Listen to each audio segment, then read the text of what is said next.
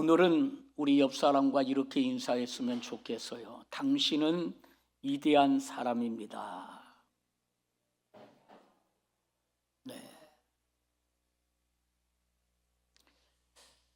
우리는 지난 시간 읽었던 본문을 중심으로 해서 위대한 발견이다 라고 하는 주제로 저와 여러분들이 말씀을 나누고 있습니다.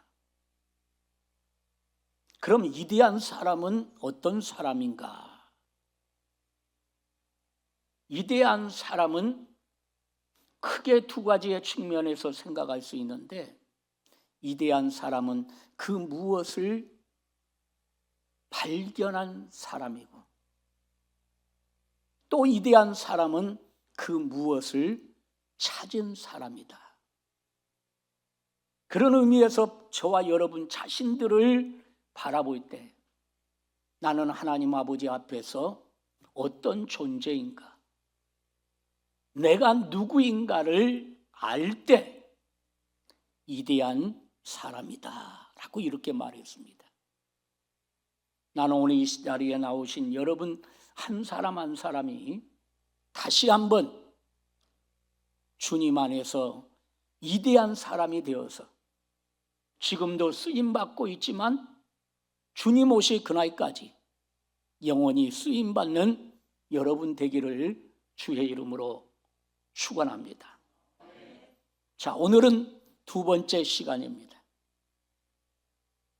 두 번째로 위대한 사람은 어떤 사람인가 라고 하는 것을 생각해 볼 때, 성경이 어떤 책인가를 발견한 사람이 위대한 사람이다라고 하는 것이에요. 한번 따라서 해볼까요? 위대한 사람은 성경이 어떤 책인가를 발견한 사람이 위대한 사람입니다. 여러분, 성경이 무엇입니까? 우리가 하나님의 교회 갈 때 성경 66권을 이렇게 가슴에 얹고 또한 이렇게 교회를 나오곤 합니다. 그렇다면 이 성경 66권이 무엇인가? 한마디로 표현한다면 성경은 하나님이 인간에게 보여주신 특별히 계십니다. 아멘이십니까? 특별히 계시에요. 다시 말하면 이 성경을 나와 연결시킨다면 죄인을 구원하기 위한 목적으로 주신 계시의 책이다 라고 하는 것입니다. 그렇기 때문에 성경은 위대한 책이고, 그렇기 때문에 성경은 거룩한 책입니다. 우리는 이렇게 말할 수 있습니다. 책임은 책이지 거룩한 책이 어디 있는가? 위대한 책이 어디 있습니까? 그런데 성경은 분명히 알아야 될 것은 그냥 책이 아니다라고 하는 것입니다. 거룩한 책이고 위대한 책입니다. 성경은 하나님의 말씀입니다. 이 성경은 사람이 기록한 것 같지만 사람이 한 것이 아니라 하나님이 성령을 통하여 사람으로 하여금 기록하게 하셨다라고 하는 거예요. 우리가 디모데후서 3장 16절을 한번 보겠습니다. 디모데후서 3장 16절, 모든 성경은 하나님의 감동으로 된 것으로 교훈과 책망과 바르게 함과 의로 교육하기에 유익하니. 제가 다시 한번 반복해서 읽은다면, 모든 성경은 하나님의 감동으로 된 것으로 교훈과 책망과 바르게 함과 의로 교육하기에 유익하니라고 말씀했습니다. 성경은 위대한 책이기 때문에 성경을 읽는 사람은 위대한 사람으로 변화될 수밖에 없다라고 하는 사실. 한마디로 성경은 오늘 말씀과 읽었던 본문 13장 42절의 말씀과 연결시킨다면 성경은 보물 창고입니다. 보물 창고. 성경 속에 안 들어있는 게 없잖아요. 여러분, 예를 들면 인생의 행복과 불행도 성경 속에 들어있습니다. 성공과 실패도 성경 속에 들어있습니다. 현세와 내세 등 이 성경 66권 속에는 없는 것이 없다라고 하는 것이에요. 성경 안에 모든 비밀이 다 들어있다라고 하는 것입니다. 그러므로 성경을 모르고는 아무것도 할 수가 없어요. 인생이 어디서 와서 어디로 가는지, 천지 만물이 언제 어떻게 시작되었는지, 천국과 지옥은 과연 존재하는지, 이 모든 문제에 대한 해답이 어디에 들어있다? 성경 속에 들어있다라고 하는 사실입니다. 하나님이 인간에게 주신 선물 중에 가장 큰 선물, 바로 성경입니다. 성경이 없었다면 하나님을 알 수 없고 하나님의 구원 계획을 아무도 알지 못했을 것입니다. 나는 여러분에게 이런 질문을 한번 해보고 싶습니다. 여러분들은 성경을 얼마나 알고 있습니까? 성경에는 문자적으로 드러난 것 외에도 감추어진 부분이 더 많습니다. 뿐만 아니라 성경은 1.1획도 오류가 없습니다. 그래서 우리 예수님께서 저와 여러분들에게 이렇게 말씀하셨지요. 천지가 없어지는 경우는 있어도 내 말은, 한번 말해봐요. 내 말은 없어지지 아니하리라. 내 말은 없어지지 아니하리라. 그리고 나오는 말이 뭐냐면 다 이루리라. 다 이루리라. 그래요. 우리가 성경을 읽노라면 이제 성경 속에 이루어지지 않는 것 딱 하나 있잖아요. 그것이 뭐지요? 재림이에요. 예수 그리스도의 나심, 예수 그리스도의 죽으심, 그 다음에 예수 그리스도의 부활, 그리고 예수 그리스도의 승천, 그리고 이제 딱 한 가지가 이루어지지 않았는데 예수 그리스도의 재림입니다. 그래서 우리는 늘 하나님 아버지 앞에 예배를 드릴 때마다 신앙 고백을 드리지요. 그런데 이 신앙 고백 속에 이 5가지가 담겨져 있다라고 하는 것이에요. 저는 이렇게 말합니다. 요즘 신앙 고백을 하지 않는 교회가 참 많아요. 사도신경을 하지 않는 교회는 이단이 될 가능성이 많습니다. 아니, 이단은 사도신경을 하지 않습니다. 나는 우리 교회가 주님 오실 그날까지 신앙 고백인 사도신경을 주님 앞에 고백할 수 있기를 바랍니다. 이 말은 다시 말하면 나는 예수 그리스도의 나심과 죽으심과 부활과 승천과 재림하실 것을 믿습니다. 이 고백이에요. 그런데 이러한 고백을 하지 않는다고 한번 생각해 보십시오. 이것은 교회에게 문제가 있다는 것을 저와 여러분이 짐작할 수 있다라고 하는 것이죠. 우리 주님은 분명히 말씀하셨어요. 내 말은 없어지지 아니하고 다 이루리라. 그렇습니다. 성경은 과학적으로도 오류가 없어요. 이 성경에서 많은 과학자들이 오류를 찾아내기 위해서 힘써봤지만 성경은 과학적으로도 오류가 없습니다. 역사적으로도 오류가 없습니다. 도덕적으로도 오류가 없습니다. 시대는 변하고 사람들은 바뀌었지만 성경은 오늘도 여전히 변함이 없습니다. 변함이 없습니다. 또한 성경은 살아 있습니다. 성경은 살아있는 하나님의 말씀이기 때문에 그 말씀을 읽는 사람은 영원히 살아납니다. 우리가 잘 아는 말씀 히브리서 4장 12절의 말씀을 우리가 한번 보겠습니다.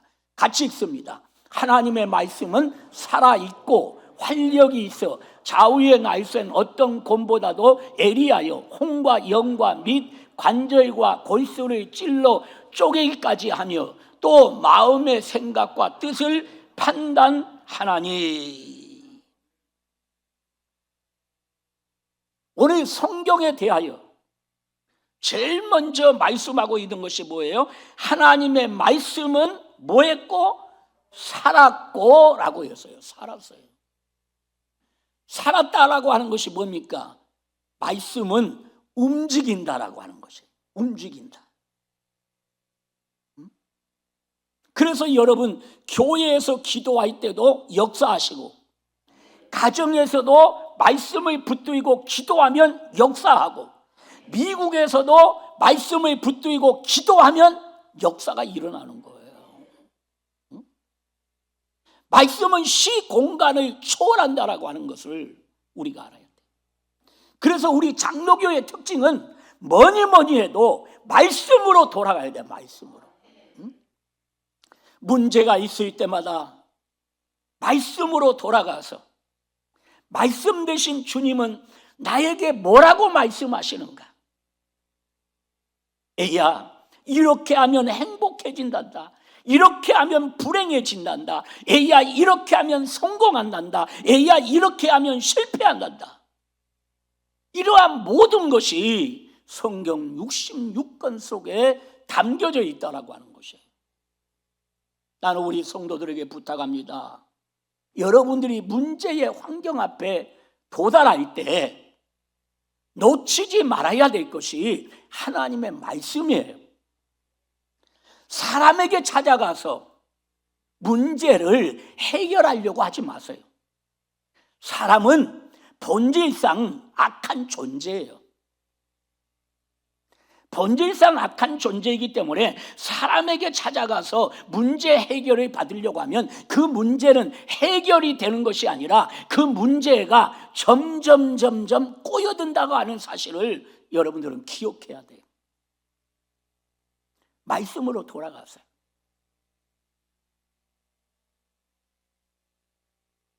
우리가 너무나 잘 아는 대로 호세아 6장에 나타난 호세아의 애침을 잘 알잖아요. 그 호세아의 애침의 공통점이 뭡니까? 돌아가자라고 하는 거죠. 누구에게로? 여호와께로 돌아가자. 그는 우리를 찢으셨으나 도로 낫게 하실 것이다. 아멘입니까? 그런 의미에서 볼 때 여호와께로 돌아가자.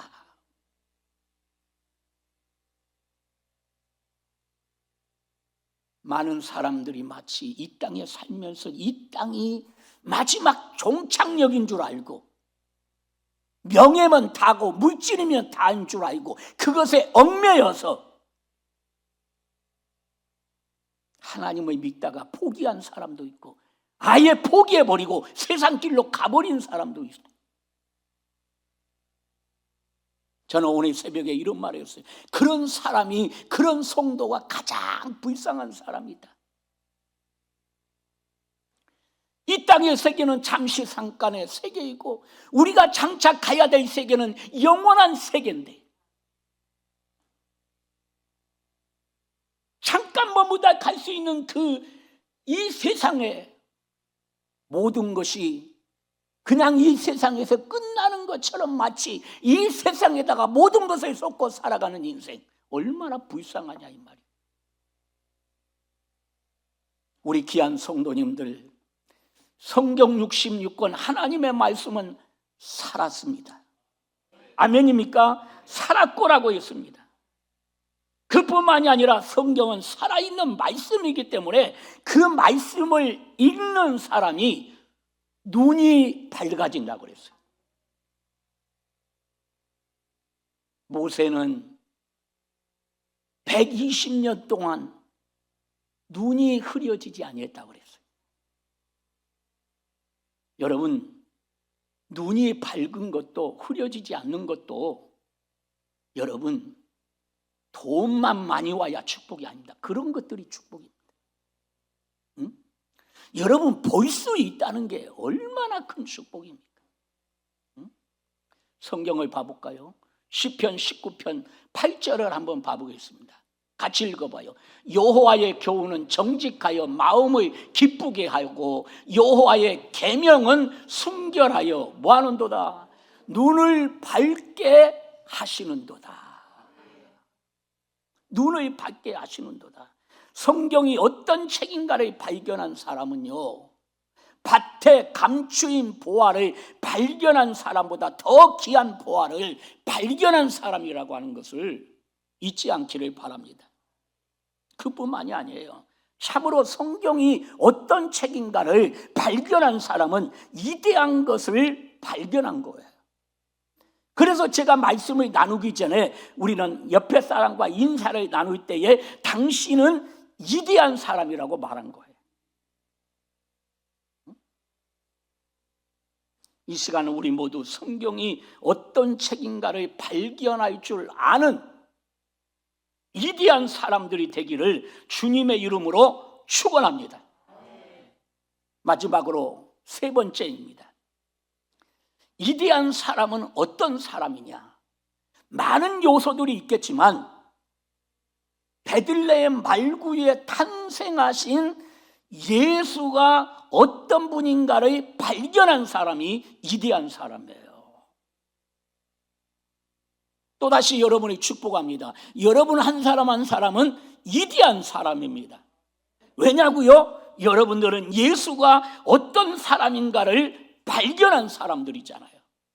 그래서 오늘 또 세상 길로 가지 아니하고 오늘 또 하나님의 거룩한 전에 나와서 하나님 앞에 예배드린 거 아니겠습니까? 예수가 어떤 분이신가를 모른다면 우리가 하나님 앞에 예배할 수 없는 거지요. 예수가 어떤 분이신가를 알기 때문에 우리는 위대한 사람이다라고 하는 것입니다. 예수님은 성경에 보니까 사람의 몸을 입고 오신 하나님이십니다. 육신의 몸을 입고 오신 하나님이십니다. 하늘의 보좌에서 땅으로 인카네이션 오신 분이셔요. 또한 유대 땅에 탄생하시기 전에 그 예수님은 이미 존재하고 있었다라고 하는 것입니다.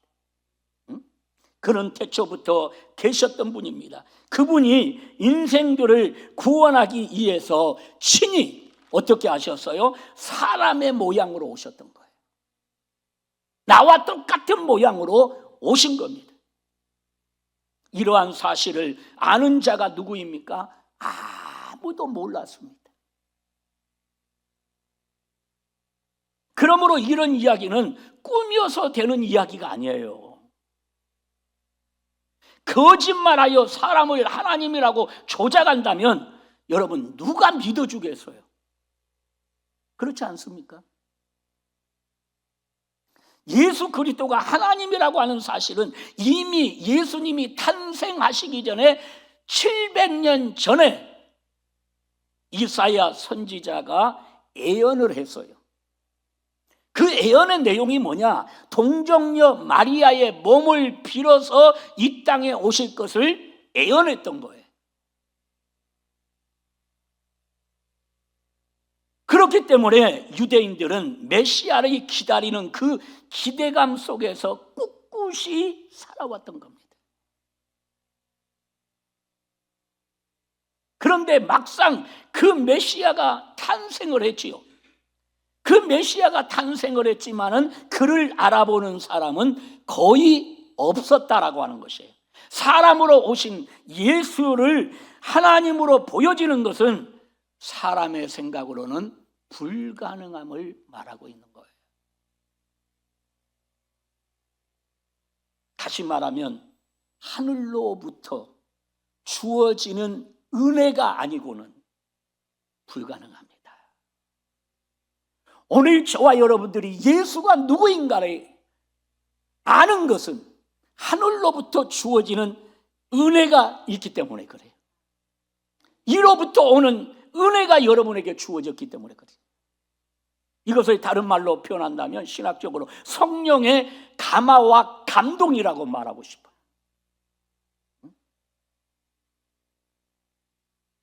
하나님으로부터 선택된 사람들만이 가능하다라고 하는 것이, 그러므로 예수가 하나님의 아들이라고 하는 사실을 발견하는 것은 그 무엇보다도 위대한 발견이다라고 하는 것이, 위대한 발견. 이 발견은 아무에게나 주어지는 깨달음이 아닙니다. 하늘로부터 난 자들에게만 주어지는 특별한 깨달음이에요. 그렇습니다. 예수님은 사람이면서도 하나님이십니다. 그는 구원자이십니다. 이 사실을 믿어지는 자가 성경은 복이 있다. 옆 사람에게 축복해요. 당신은 복 있는 사람입니다. 여러분들이 이렇게 대단한 존재예요. 미처 몰랐지요. 나라고 하는 존재가 어떤 존재인가. 지난 날에는 마귀를 따라다녔던 죄의 종이었지만 우리는 성령의 감화와 감동으로 정말 예수가 누구인가를 알고 나라고 하는 존재가 어떤 존재인가를 알잖아요. 그 알아진다고 하는 것, 믿어진다고 하는 것, 이거요. 웃자고 하는 소리인데 이렇게 표현해볼까요? 돈 1억과도 바꿀 수 없어요. 여러분은 돈 1억 좋아하잖아요. 나도 좋아해요. 그러나 그것이, 그 재물이 내 인생을 변화시키는 건 아니다, 이 말이에요. 요한복음 3장 16절로 18절에 보면 이렇게 말씀하고 계시잖아요. 같이 읽어봐요. 하나님이 세상을 이처럼 사랑하사 독생자를 주셨으니 이는 그를 믿는 자마다 멸망하지 않고 영생을 얻게 하려 하심이라. 17절 하나님이 그 아들을 세상에 보내신 것은 세상을 심판하려 하심이 아니요 그로 말미암아 세상이 구원을 받게 하려 하심이라. 18절 그를 믿는 자는 심판을 받지 아니하는 것이요 믿지 아니하는 자는 하나님의 독생자의 이름을 믿지 아니하므로 벌써 심판을 받은 것이니라. 이렇게 말씀했어요. 예수가 하나님의 아들로 믿어지지 않는 것은 정말 불행한 겁니다. 여러분들은 예수 그리스도가 하나님의 아들로 믿어집니까? 물어본 사람이 그렇죠. 여러분들은 예수 그리스도가 하나님의 아들로 믿어지는 거예요. 믿어지는 거예요. 저는 예수님을 영접하면서 놀라운 것들을 가장 보잘것없는 것이 아니죠. 가장 옆에서 볼 때 미미한 것을 통해서도 하나님의 역사가 이런 것인가라고 하는 것을 기억합니다. 왜냐하면요, 우리는요 입만 벌리면 사도신경이 잘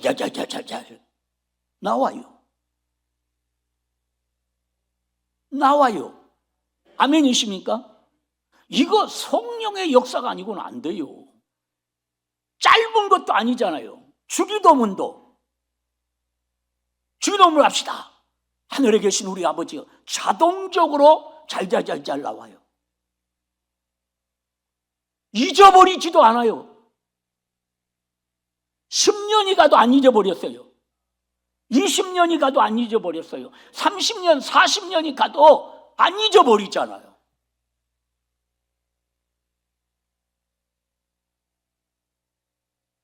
하나님께서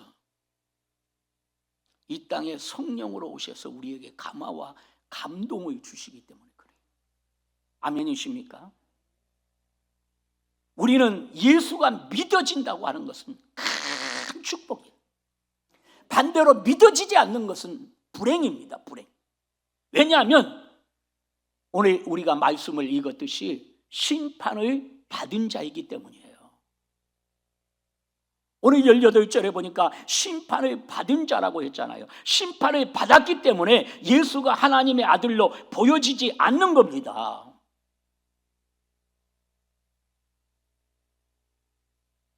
그러니까 여러분들 예수를 모르는 이방인들에게 물어보면 하나님을 몰라요. 믿어지지 않아요.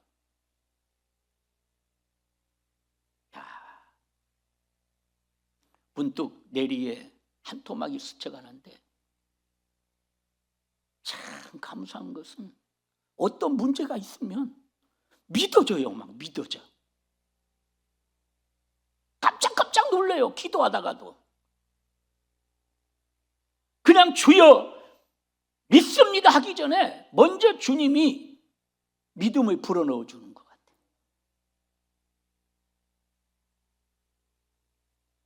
성도 여러분, 구원의 백성은 예수가 하나님의 아들로 보여지고 우리는 예수를 보면서 하나님을 볼 수 있어야 돼. 예수를 보면서 영생을 볼 수 있어야 돼.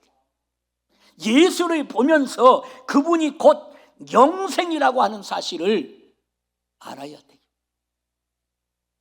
요한복음 14장 6절에 보니까 내가 곧 길이요 진리요 생명이니 나로 말미암지 않고는 아버지께로 올 자가 없느니라. 또 사도행전 4장 12절 말씀해 보니까 시간이 많이 지나가서 제가 바로바로 안 띄워도 돼요. 띄워도 되고 다른 이로서는 구원을 얻을 수 없나니 천하 인간의 구원을 얻을 만한 같이 읽어요. 다른 이름을 우리에게 주신 일이 없음이라 하였더라. 다른 이름을 우리에게 주신 일이 없다라고 말씀하고 있어요. 유대인들이 왜 예수님을 영접하지 않았습니까? 하나님의 아들로 보이지 않았기 때문에 그래요. 단지 유대인들은 예수 그리스도를 하나님의 아들로 보았으면 예수님을 보았으면 영접했을 텐데 성경에 보니까 목수의 아들로 마리아의 아들로밖에 보이지 않았던 거예요. 가룟 유다 3년 동안이나 그 하나님과 함께 살았지만 그분을 하나님으로 발견하지 못했습니다. 3년 동안이나 같이 했는데도. 자, 오늘 본문으로 돌아가 보십시다. 오늘 본문을 펼쳐보세요. 마태복음 13장 44절에 보니까 천국은 마치 감추인 보화와 같다고 그랬어요. 천국이 뭘까요? 곧 예수 그리스도를 의미합니다. 이게 보화예요.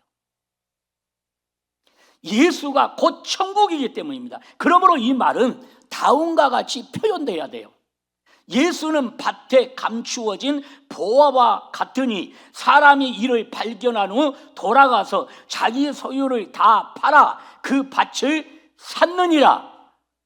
아멘이십니까? 예수가 보화가 돼야 해요. 그러니까 그 어떤 것도 다 필요 없어. 그 수많은 밭을 다 팔아서라도 보화인 예수를 샀다라고 하는 것입니다. 여러분은 어떻습니까? 예수는 밭에 감추인 보화와 같은 거예요. 보화와 같은 거. 한번 합시다. 예수가 보화입니다. 그렇잖아요, 여러분. 예수보다 귀한 것이 무엇이 있겠어요? 오늘 저와 여러분들에게도 예수 빼버리면 아무 의미 없습니다.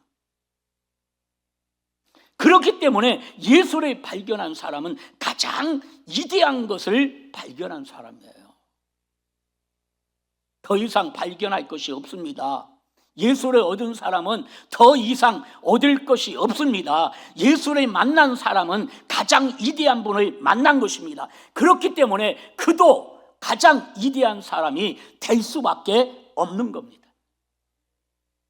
다음 주에부터 이 두 주의 설교를 들은 우리 성도들은 만나는 성도들에게 힘을 불어넣어 주는데, 어떻게 힘을 불어넣어 주자?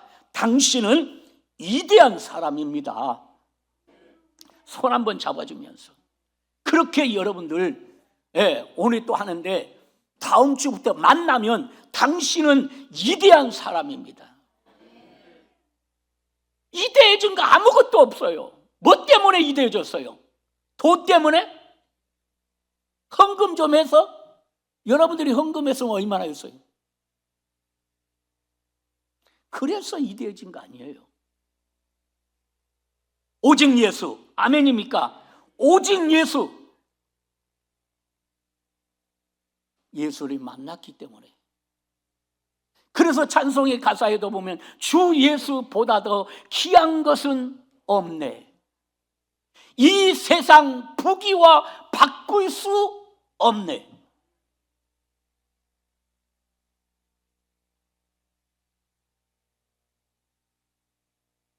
여러분과 제가 위대한 사람이 되었습니다. 그리스도를 소유한 모든 사람은 위대한 사람들입니다. 오늘 여기에 계신 우리 장로님, 권사님, 집사님, 성도님에 이르기까지 다 위대한 사람. 이제 말씀을 맺습니다. 오늘 본문에 등장하는 이 사람은 보화를 발견한 후에 그 보화를 자기의 것으로 만들기 위해 모든 소유를 다 팔아 그 밭을 샀다라고 했어요. 여러분의 마음은 어떤가요? 여러분도 이 본문 속에 등장하는 인물처럼 예수를 이미 만났지만 그러한 입장에 있다면 예수님을 사겠습니까? 산다라고 하는 말은 좀 어폐가 있지만, 그러나 오늘 문맥으로 우리가 풀어볼 때 예수님을 위해 모든 것을 드릴 줄 아는 사람, 이렇게 표현하는 것이 가장 좋을 것 같아요. 예수님을 위해서 모든 것을 드릴 줄 아는 사람이 위대한 사람이 아니고 무엇입니까? 우리는 예수를 발견한 사람들이에요. 그렇기 때문에 저와 여러분들의 사는 목적이 분명해졌다라고 하는 거예요. 그래서 바울이 다메섹 도상에서 예수 그리스도를 만나고 그의 사는 목적이 분명해졌잖아요. 그가 이렇게 고백하잖아요. 살아도 죽어도. 기가 막히게 잘하시네. 우리도 마찬가지. 사는 목적이 분명해져야 돼요. 여러분들이 지금까지는 어떻게 살았던 오늘 말씀을 들었다면 이제 우리는 예수를 발견한 사람들이므로 사는 목적이 분명해야 돼요. 밥을 먹어도 예수를 위하여. 아멘. 목적이 분명해야 돼요. 일을 해도 예수님을 위하여, 하나님의 나라를 든든히 세우기 위하여. 이제부터 우리의 생애가 예수 그리스도를 위해서 모든 것을 잃어버릴 줄 아는 가장 위대한 사람들이 되시기를 주님의 이름으로 축복합니다. 기도하십시다.